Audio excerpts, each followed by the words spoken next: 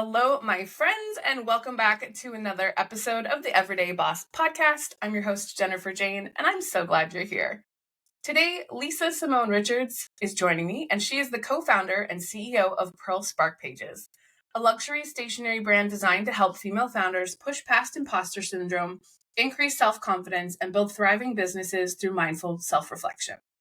After 2 decades as a publicist helping women-led startups gain visibility, Lisa found herself grappling with the very challenge she had coached so many founders through: imposter syndrome.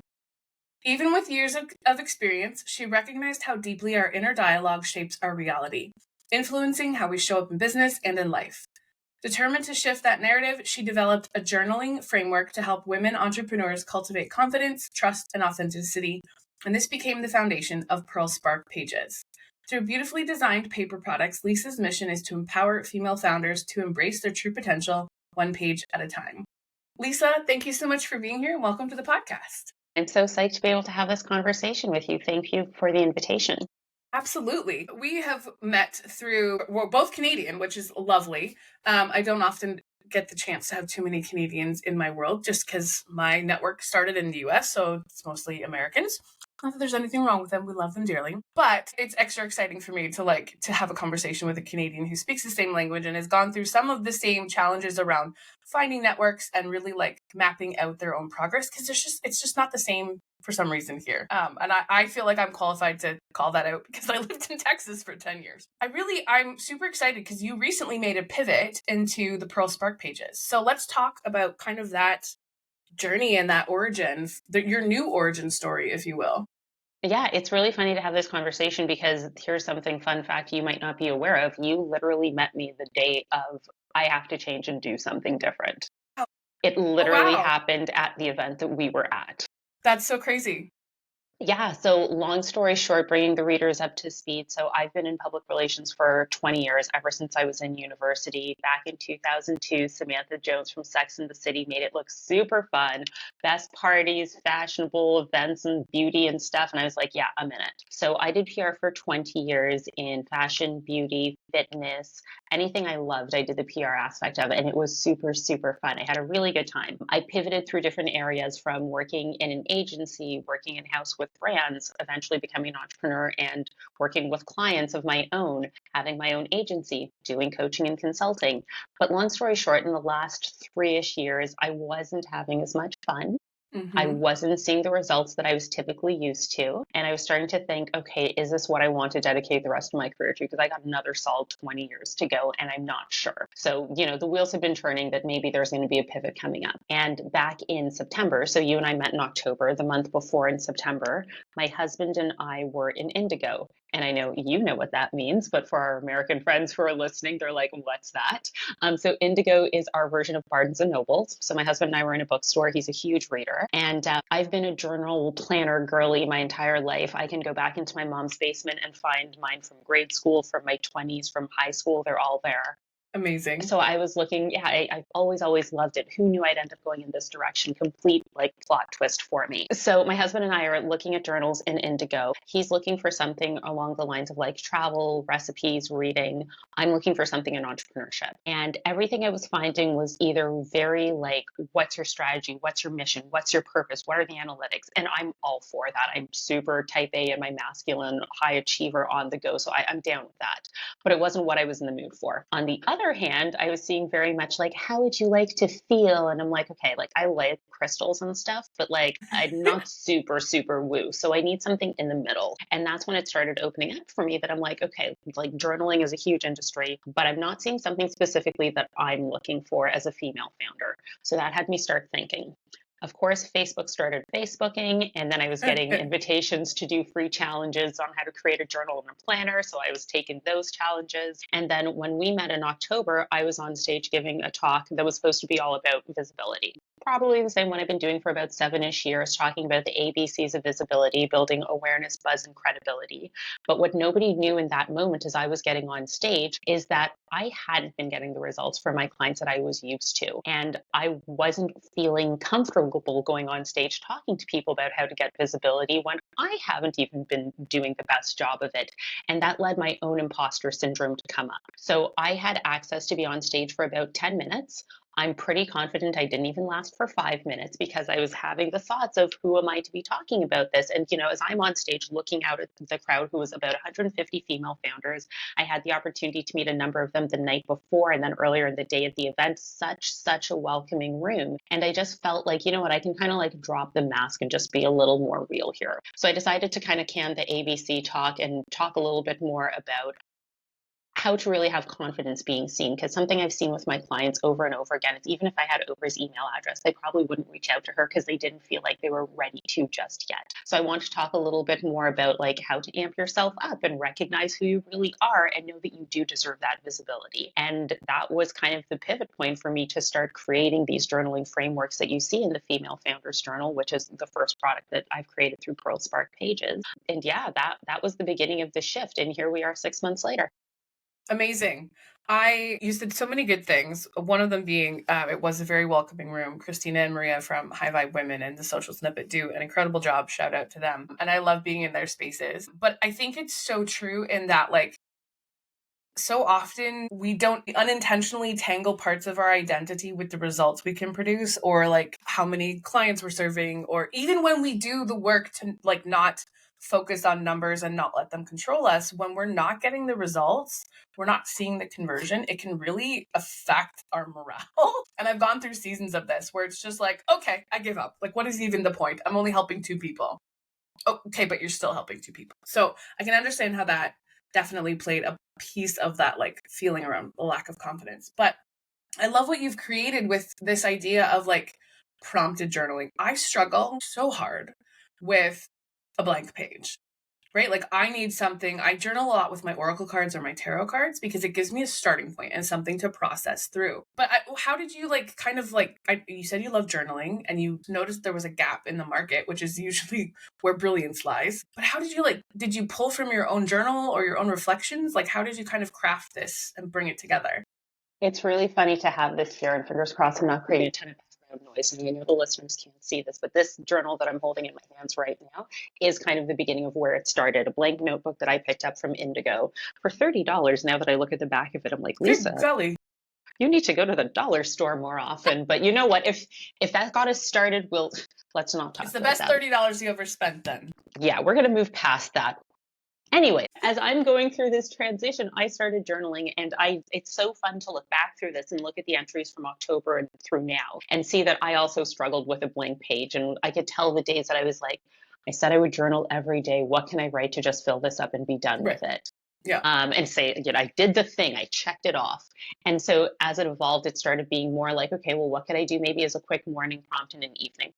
Of course, I've seen a ton of journals on the market, and I was like, okay, well, some of the popular ones are just the same one every single day, and that gets kind of boring for me. And I started thinking about the different things I was moving through and the challenges that I was having, and essentially it boiled down to 3 things that I wanted the journal to be able to help me do. The first thing is I wanted it to help me push past imposter syndrome. I never say overcome imposter syndrome because I think as founders, we're always trying something new. We're always going on the edges of our comfort zone. So we're trying something new. We do feel like imposters. But the thing is, how do we courageously push past that feeling so that we can do the thing, and now we have the evidence to not have that feeling. So I love that languaging. I thought really carefully about that as I was creating this product. And as I was just going through a second edit of the book, I saw overcome imposter syndrome, like, nope, scratch that. We got to change it back to pushing past. Yeah. So that was the first thing, pushing past imposter syndrome. The second thing that I really wanted to do was help to build inner authentic confidence. I've gotten the feedback my whole life that, oh my God, you have it so together, you know what you're doing. And I will acknowledge that I think I present pretty well. My shoulders are back, my head is up, I do a firm handshake, but nobody knows what's really going on the inside, like the stories that I'm telling myself. Do I deserve to be here? Am I enough? A lot of the things that I think a lot of us probably think about, but don't necessarily say out loud. So I didn't want to just show up in rooms confidently and have people externally tell me, oh, you look confident. I wanted to feel that way on the inside. So the second thing I wanted to do is build that inner authentic confidence. And then the third thing, as a high achiever, I'm always on to the next. Okay, great. I just finished this. What's the next thing to do? I never take a second to stop and celebrate and be like, hey, what did you do today that's awesome? What I'm have you so guilty learned? of that. Right. So it ended up essentially turning into prompts every day. Number one, taking a second to take a brag about yourself essentially so that you can build that confidence, push past the imposter syndrome. And every day there's an evening prompt that has, they're varying prompts, but there's always one that has, today I'm proud of myself for. So no matter what, I can look back on the day and find some evidence of something that I've done. And then when you go back and actually reflect through all those pages after 30 days, you start to really see your evolution. It starts to really shift the narrative inside of your own head. And you're like, some of those old stories that I've adopted and told myself, they're actually not true when I look back through these pages and what's been written here. So it's a really interesting way to shift your narrative and your inner conversation because you have documented proof in front of you. Yeah. For a long time I've kept what I call my evidence file, and I treat it like a detective would when they're solving a case, right? I treat it like my evidence file. So I have little notes and papers and stickies and downloads and copies of things and all, but it's what I call it my evidence file because it's evidence against my own brain of the things that I have successfully achieved, the things I have done well, testimonials, feedback, love notes from people, thank you cards, those kinds of things. They all go in my evidence file. I probably actually need to turn it into like an evidence duotang folder with a lid because it's getting a little bulky. It's literally me holding evidence against my negative Nellie is what I call her. And she's named after Nellie Olson from Little House on the Prairie because I hear that voice in my head. But it's so that I can see when I can't get out of my own way and push past. I have that physical representation of times where I've pushed past previously, past the imposter syndrome, past the self-doubt, past the there's no way I'm good enough, there's no way I have the capacity, there's no way I have the bandwidth, whatever words you want to use in those moments.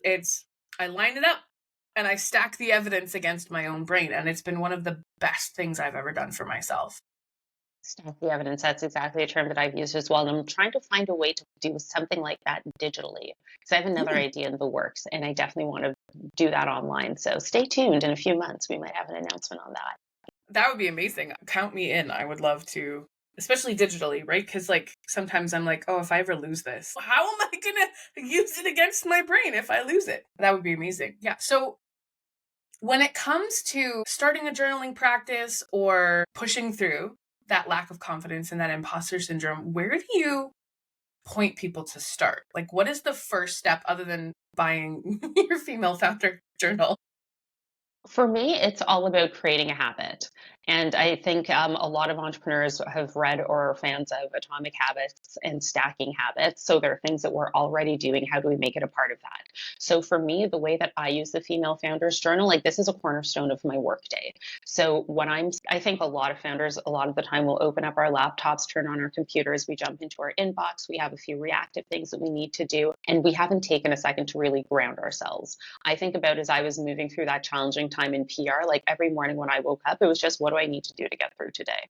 There wasn't a drive, there wasn't a vision. It was just more of a survival mode. So for me, what my habit looks like, and the way I encourage people to use the Female Founders Journal, is to stack it with your laptop. For me, I'm a laptop girl, so I got to open it up in the morning. I keep the journal on top. So before I can take the action of lifting my lid, I have to take a second. And the first prompt in the journal begins with, there are two things that stay the same, and then you have varying prompts. So the first opening line is, my vision is. So every morning I fill in my vision is, and now I'm rooted in what is my North Star, what is my purpose for what I'm building as I move through the day. It keeps me connected to that versus being something I think about at the beginning of a quarter or an agenda and then I forget to come back to. So every single day I reconnect with what my vision is, and it helps me make decisions throughout the day. Does this help me align with my vision or does it not? So that's the first thing. And then moving through a morning prompt, something to help me affirm myself as the day begins. So that'll be the first thing. And then once I've done that, I can put the journal aside, I can get started with my day. And then once I've put my laptop down and I'm about to head downstairs, call it, I go back to my journal, do my evening prompt, affirm something that I did that day, celebrate something that I may have learned or an evolution that I've had, and then fill in that last blank of today I'm proud of myself for, which allows me to focus back on whether it was something huge or something kind of tiny that I might have forgotten. But again, after 30 days of reflecting on all of those wins and the things you've done, they really enhance that sense of self-trust and self-confidence and wow, I can do that. I think that's very clever to make it like a physical reminder of like laptop closed, the day is done. And what a powerful way to spend 10 minutes to bookend your day, right? 10 minutes in the morning, 10 minutes, 10, 15 minutes in the evening to really pull yourself back and hone in on the vision like you were talking about and that mission.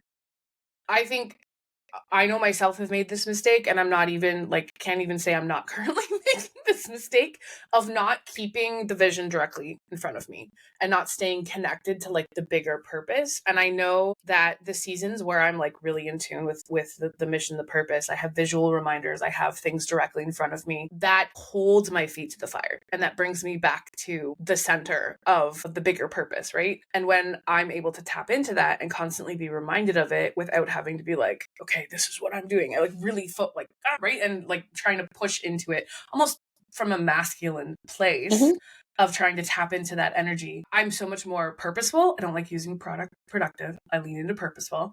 I'm so much more purposeful. I'm so much more in tune. I can make a bigger impact and I can actually get more things done in a day because my brain is like, this is the focus, not squirrely whirly, right? All over the place. And it's easier to tap in. One of the things that I am doing well right now in the season of life that I'm in is I have changed my background screen. ChatGPT helped me. We did it together. And I created representations of the life that I'm working towards with AI and some photos that I found and created like a background mood board, or not mood board, vision board for my computer screen. And it's a great way to help me stay connected, although it becomes background noise after a while. So I probably need to switch it up a little bit. But I think it's such a powerful way to just take 10 minutes, beginning and end, bookend your day. And then you have that evidence stacking up against your own brain. Can I play with you on the vision board thing for a Yes, second? please. So I too am a vision board girl. What you can't see on the other side of this camera is I have so every year I work with my designer. I give her my words, I give her my images, the way I'd like it laid out, and she makes me a stunning vision board. Fun. I get it printed and laminated, like a full-on movie poster size up in my office. So I'm still looking at 2024 right now. It's okay. I'm still figuring out what I want all of 2025 to look like. So I have this up on my actual wall. It's huge. I have it on my desktop as well. And then she's also sized it for mobile. So I have it in three Amazing. places every day that I'm always looking at it. And one of the things that I love that I'm doing with the Kickstarter promotional campaign for the journal, so probably listeners, by the time you're hearing this, it might be too late. But I think with one of the tiers, I think it's if you purchase 2 journals, you actually get the mobile version of the digital vision board from my designer so that it's like soups, like, chef's kiss and really pretty.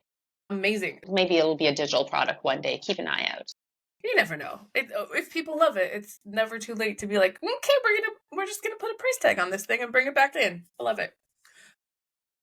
That's very cool. I love that like I have it on my screens. I didn't think about putting it on my phone. I love the idea that you printed it out. My partner is a big movie poster buff, so we have multiple movie posters. So I might just have to steal one of his frames and print off vision of my life. Yeah, it's For so pretty to look 2025. at. I love it.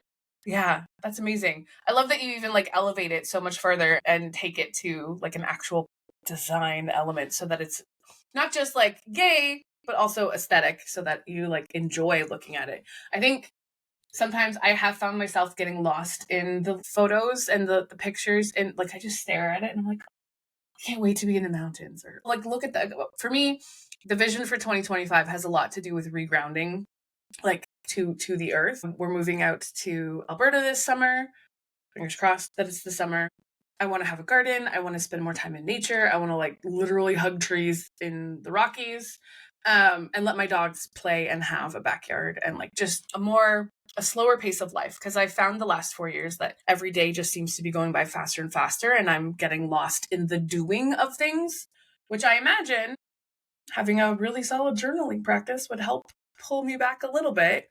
But what are the other things you do on a daily basis that really help reinforce your self-confidence, like push past the imposter syndrome? You've got your journaling. What else do you weave in throughout the day to really like solidify that and hold it deeper? Yeah, I'd say the thing that's really coming up for me is accountability. I have a few different accountability partners for different things and reasons. So I have one who every day we check in the morning and the evening. So in the morning, it's like just a quick Vox or voice note to the other person. Hey, these are my big 3 for the day, or this is my big thing I'm tackling. And at the end of the day, hey, I did it, or I didn't do it, and here's why, and here's how I'm recommitting for tomorrow. But getting away from the productivity point of view of it, I actually have one accountability partner and we do a 30-minute call every week. And it's more like a therapy session. Like Mm. she is one person that I have completely pulled the mask down from and or in front of. And she knows some of my darkest stuff and I know some of her stuff and we talk through it. And it's so grounding to know that you're not alone and to be able to have that conversation. It's interesting as I start having, I'd say perfectionism, absolutely something I'm moving through and working past.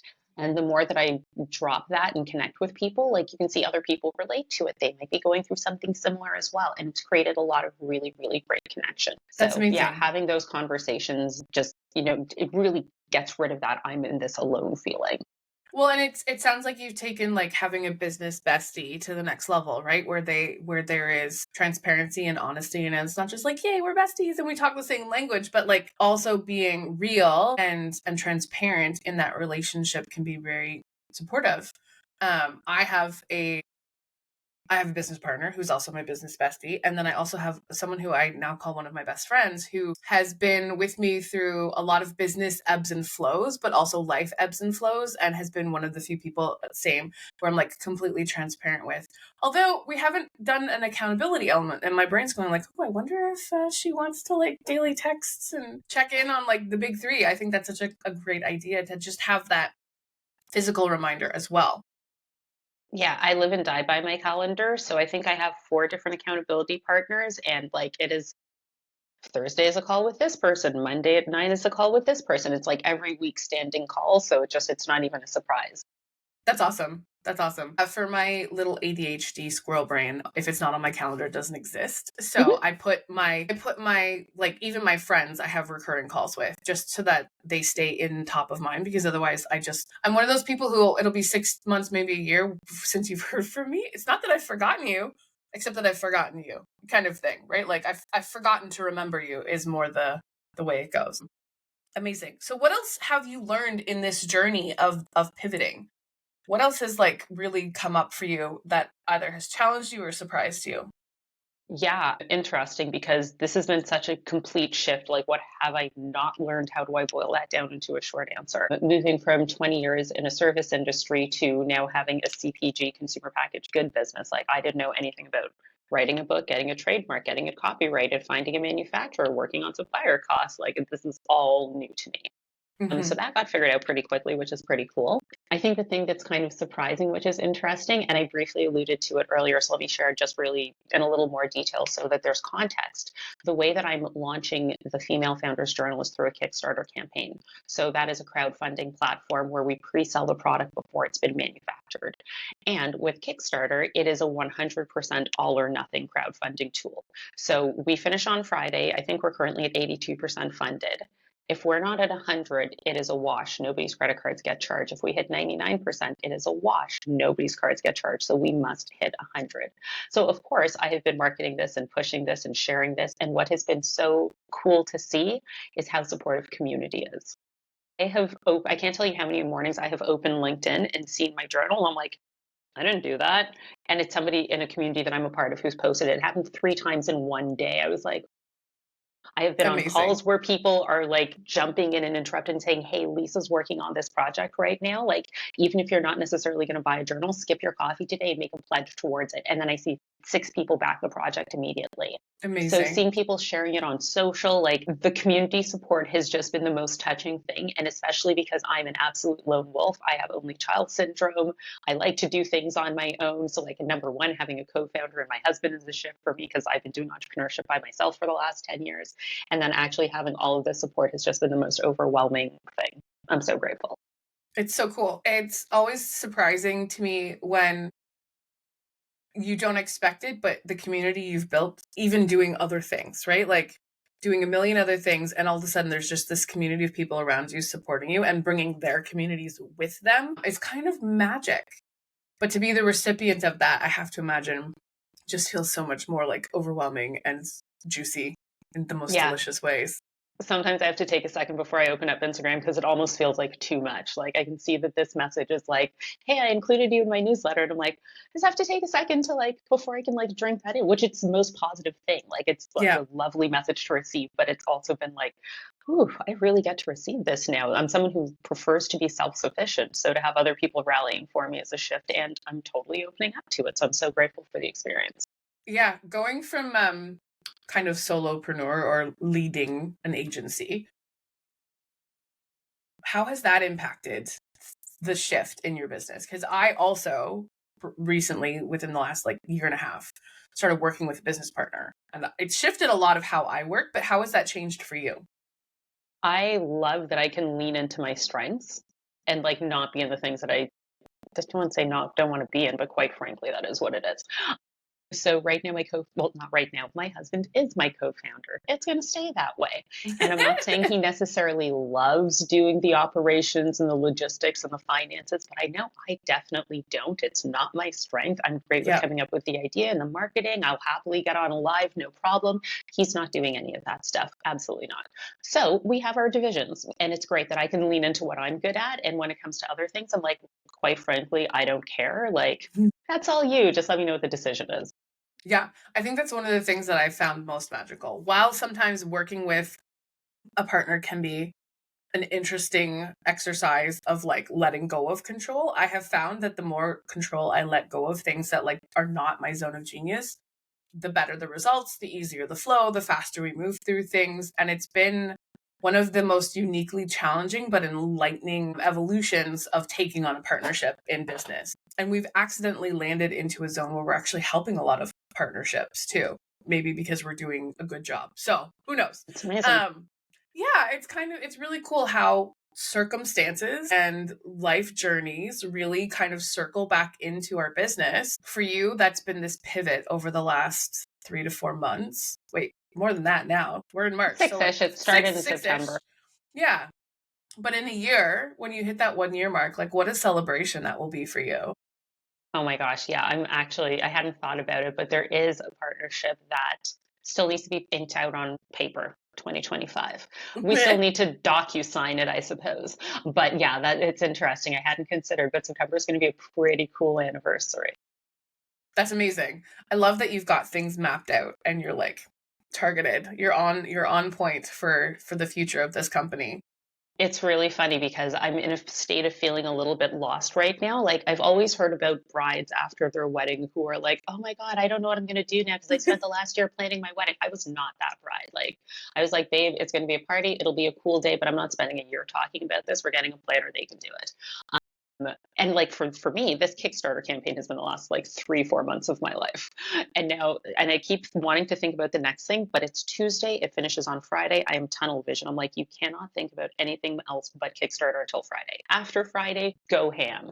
And now I'm just like, oh gosh, what is the next thing I'm going to focus on? Is it like I'm starting to kind of figure out what the plan is, but I'm like, I still have another 9 months of the year to go. So now what is the work back plan going to be like to get to what I deem as success in December? So it'll be Right. fun to take some time to really start mapping that out next week. It's so interesting when we're laser focused on like one tangible, achievable, hard-lined goal, how so much of our energy, our thought process, like our creativity, it all goes into that. And then when it's complete, okay, it's, the next day, what do I do? I go through small batches of that with like we do a workshop every other month, and I'll spend like a whole month working on promoting, bringing people in, talking about, the results of the workshop. And then the workshop's on Thursday and I wake up Friday morning and I'm like, okay, girl, what are we like? The sky's the limit. You can do whatever you want. You don't have to talk about that specific thing anymore. And it's always a little bit strange, but so like the world's my oyster. I can do whatever pleases me. It's a unique feeling. It's funny. I'm just like, oh, my content for the last month has been like journal, journal, journal. And now we're going into the phase where it's being manufactured and it's going to take 8 to 12 weeks for it to get here. So I'm like, what are we going to talk about now? I'm supposed to be, well, I mean, I obviously am a multifaceted person, but like now not everything needs to weave back into this. Yeah. Yeah. You're like, what else can we talk about? I guess that maybe like the next thing ish, possibly. You know, it's been really helpful for me. So I'm not somebody who lives for being on Instagram. Like I love to scroll through it and look at other people's stuff, but documenting my life, I truthfully could really care less about. But I did challenge myself for 2025 to show up every single day on social because when I looked at my profile, I was like, oh, it looks like I've been dead for 2 years on here. So I'm challenging myself to show up every day. But I heard a business owner say this, and it made a huge difference for me. It was such a shift. She said, I don't create content, I document what I'm doing. And Hmm. that took the pressure off. I was like, okay, well, I don't need to like make this like, of course, there's intentional stuff that I'm going to create. But when I shifted it from creating content to just documenting what I'm doing and just turning the camera on, being like, I'm looking at these swatches and trying to pick which color I'm going to use for the cover. Like that was pretty real. And people enjoyed seeing it because it was authentic and not perfect. So that made being on social way easier. I love that shift in reframing it. I'm working on putting together a visibility challenge for April for the Fempreneur Collective. And if anyone from the podcast wants to like learn more, let me know. I'll tell you all about it. But I love that reframe of it's not content, it's documenting. You're not creating content, right? You're documenting. And I think I've unintentionally made that shift in my own practices. Like I record a lot of B-roll because I'm just like, well, if I'm cute enough to record a podcast episode, I'm cute enough to throw my phone on and record 5 minutes of me typing, right? Or whatnot. What about that? Thank you for saying that. Guess what I'm doing today? Because I'm wearing makeup. Yay! B-roll. And it's such a silly little thing, right? Like I'm just like I like that reframe of it's not content. We're not just creating content, we're documenting the journey. And because it's the journey people are actually interested in. It does not surprise me that people loved watching you pick swatches at all. People invest, they get excited about being a part of the process, right? So waiting, they get their Kickstarter, invest in the Kickstarter, and then they're waiting for their journal. They're excited. They're like chomping at the bit to get that physical book in their hand because they've watched the creation process and watch the evolution of you, right? Because I'm sure over the last 6 months, you as a human have evolved quite significantly in this process, not just learning and becoming, a product based physical copy manufacturing picking expert, but like the challenges that have been a part of that have been really. What do you think October 2024 Lisa would think of March 25th, 2025 Lisa? Oh God, she'd be so happy. She would be so happy to not be in service world anymore, not to sound ungrateful. Like I still have a handful of PR clients that I'm working with. They're very, very aware of what's going on, obviously. But yeah, no, it's so interesting to think about. In October, I was just writing out some lines and coming up with some ideas. I remember in January having the prototype in my hand and being like, oh my God, this is like actually physical. How cool is that? Having the photo shoot and seeing like, oh my gosh, like my vision is coming to life. And now like, having people, I think the really cool thing about doing this from the Kickstarter perspective is on the back end, you get a backer report. So when we don't have access to the email addresses yet, which is kind of weird, but you can see the names of the people who are purchasing. Mm-hmm. So anytime I see someone I recognize, I pop them a line. I'm like, thank you so, so much. I really appreciate it. But like every few sales, I'm like, I have no idea who that person is. I don't see them on my LinkedIn. We're not in the same community. And to have that validation that like somebody totally random thinks that this is a good idea, they want to put money into it, that's so cool. So having had that experience with, now we have over 130 backers in the campaign. It's like, oh my God, people think this is a great idea. Yeah, to have 130 people validate your idea, especially complete strangers from the internet. I have to imagine like, holy shit. I feel that way anytime someone I don't know and my business partner doesn't know signs up for one of our workshops, right? Like, who is this person? Where do they come from? Chances are I probably crossed paths with them in a networking group. To see a name that I don't recognize like feels like I'm doing the damn thing, right? Like I Mm-hmm. am doing the damn thing. I'm on the right path. And I hope you write that down sometimes in that journal because it is such a moment worth noting. Yeah, it's super, super exciting. And I've been really focusing on like, it's interesting also because at the beginning we got 34% funded on day one, then 50% funded by day two. So I was like, awesome, this is rolling. We're going to be good within a week. Dust. Yeah. No, not the case. Like it literally took a week or two to go up another 10%. Like we're down to the wire with 2 days to go and only at 80%. So like that 50% on day two to 80% literally took 3 weeks. But what's really special about that, again, pending that I cross this 100% line, the last 6 months don't go to nothing, even if that, God forbid, did happen, is like really appreciating every name that I see versus just being like, woohoo, woohoo, woohoo. And just, it's like it actually really sinks in. It gives you a moment to be like, this person is really helping me towards my goal. That's so touching. Yeah, I think that's so cool. I don't know if it's a thought that's crossed your mind, but I love when I watch different coaches or like people who are doing courses or some sort of challenge and they write each name and put it on a sticky note, put it on the wall. I think that's such a cool physical representation of like what's manifesting in the background. But like I think it's also such a way to like ground yourself and be so grateful for each and every single person. And I'm planning on doing that with the visibility challenge. But it's also a fun way to like create content. Oh, not create content. We're documenting the journey of whatever it is you're creating. So, you know, for the next Kickstarter, maybe that is something you could do on a wall somewhere and let people see how many names, like how many little pink stickies are up there or something like that.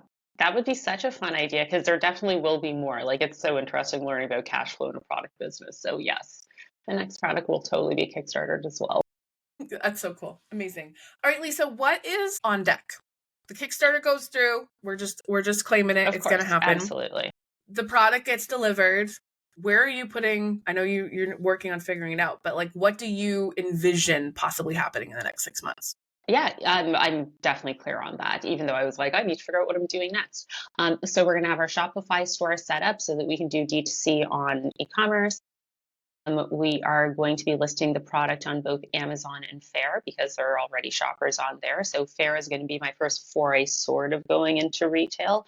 For people who aren't familiar with what Faire is, it's a marketplace where small businesses, I don't ever like referring to myself as a small business, but like I'm pre-revenue. Quite literally, I am small business. But I always like to think of baby CEO in any event. It's a marketplace where people can put their products up and independent stores that are looking for interesting products can order them at a wholesale rate. So we're going to be in that marketplace. And then I really want to be doing the circuit of female founder events. So I love to travel and go to different conferences like High Vibe Women, like Entreprenista. I'm looking forward to checking out Create and Cultivate. And because this is a product specifically for female founders, those are the perfect rooms for me to be in. So I haven't done a trade show in years, and I'm doing one with my mentor this weekend, but I think that's obviously going to be a really smart marketing play for us. Retail. I've heard about what retail's like. I'm not dying to go that way. It definitely isn't going to happen before 2027 if it does. And I'm so glad I've gotten the education that I have on the back end so that I can find other revenue streams. Yeah. Amazing. Amazing. Well, and you can be your own PR professional too at the same time. How nice that I can bring that to the table and save a few grand on a monthly retainer. Yeah. Big time. Big time. Amazing. Well, Lisa, it has been an absolute privilege having you here on the podcast. I'm so excited for what you're doing and the impact you're going to make on female founders and just allowing them to be more aware and practicing daily, just watching those milestones and seeing the shifts in their thought processes and how they show up and their confidence levels. I think it's so needed and so magical. And I love that you found that gap in the market and are really bringing some of your unique magic to that table. Thank you so much. I think really what we believe about ourselves really influences the way that we show up. So once we really enhance our mindset and our self-belief and our self-talk, it's going to impact the business that you're building. 1,000%.